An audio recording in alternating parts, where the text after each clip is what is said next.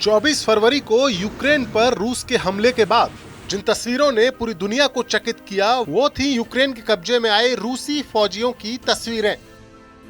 Social media पर ऐसी कई तस्वीरें और वीडियो वायरल हुए जिनमें रूसी सैनिक कभी रोते हुए दिखाई दे रहे थे तो कभी इतने मासूम और कमजोर जैसे उनको जबरदस्ती युद्ध के लिए भेज दिया गया हो।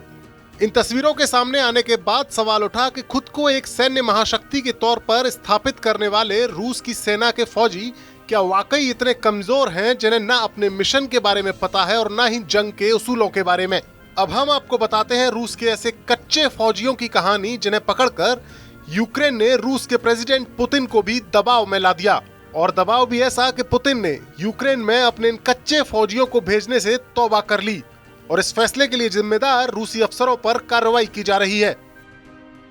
दुनिया के सबसे मजबूत लीडर के तौर पर मशहूर पुतिन आखिरकार दबाव में क्यों आ गए, इसकी वजह तो हम आपको बताएंगे ही, लेकिन पहले रूस के इन कच्चे फौजियों के बारे में जान लीजिए।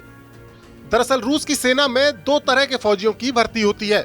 एक वो होते हैं जो सेना में रेगुलर सर्विस करते हैं और जिन्हें जंग में शामिल होने की प्रॉपर ट्रेनिंग मिली होती है। लेकिन रूस की सेना का एक बहुत बड़ा हिस्सा ऐसे फौजियों का होता है जिन्हें अनिवार्य भर्ती के तौर पर रखा जाता है। ऐसे फौजियों को कॉन्स्क्रिप्ट्स कहा जाता है।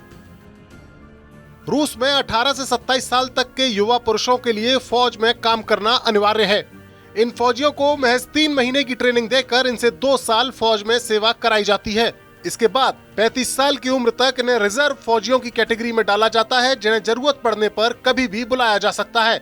एक आकलन के मुताबिक रूस की सेना में हर साल करीब 2.5 लाख कॉन्स्क्रिप्ट्स यानी ये कच्चे फौजी भर्ती किए जाते हैं। आमतौर पर ऐसे कच्चे फौजियों को युद्ध के हालात में सप्लाई चेन को बरकरार रखने का जिम्मा सौंपा जाता है और इन्हें ट्रांसपोर्ट डिपार्टमेंट में इस्तेमाल किया जाता है। लेकिन यूक्रेन में रूस की चढ़ाई के दौरान उसकी सप्लाई चेन की कई खामियां सामने आईं और कई बार उसके रसद पहुंचाने वाले दस्ते यूक्रेन की अम्बुश का शिकार भी बने और कई कॉन्स्क्रिप्ट्स यानी ये कच्चे फौजी या तो मारे गए या यूक्रेन की सेना के हाथ लग गए।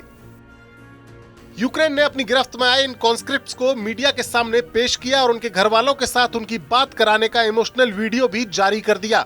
यूक्रेन का ये वो दांव है जिसने रूस के प्रेसिडेंट पुतिन को भी बैकफुट पर धकेल दिया और पुतिन ने ऐलान किया कि युद्ध में किसी भी कच्चे फौजी को नहीं भेजा जाएगा और जिन अधिकारियों ने इन्हें यूक्रेन की जंग के मैदान में उतारा था उनके खिलाफ जांच की जाएगी। सवाल है कि दुनिया भर के दबाव को झेलने वाले पुतिन आखिरकार इस मसले पर दबाव में क्यों आ गए। दरअसल यूक्रेन से इन कच्चे फौजियों के रोते हुए वीडियो सामने आने के बाद रूस में इनके परिवार वालों ने इनकी तस्वीरों के साथ प्रदर्शन शुरू कर दिया। रूस के समाज में एक फौजी की मां को बहुत सम्मान की निगाहों से देखा जाता है। 1980 के दशक में जब अफगानिस्तान में रूसी सैनिक मरने लगे थे तब भी इन सैनिकों की मांओं के प्रदर्शन के बाद उस वक्त के सोवियत संघ ने अफगानिस्तान से सेना वापस बुला ली थी। जाहिर है पुतिन पूरी दुनिया के लिए भले ही कितने भी मजबूत क्यों न हो वो रूस के समाज की नाराजगी नजरअंदाज नहीं कर सकते और इसीलिए उन्होंने यूक्रेन में अपने कच्चे फौजी भेजने से तौबा कर ली है।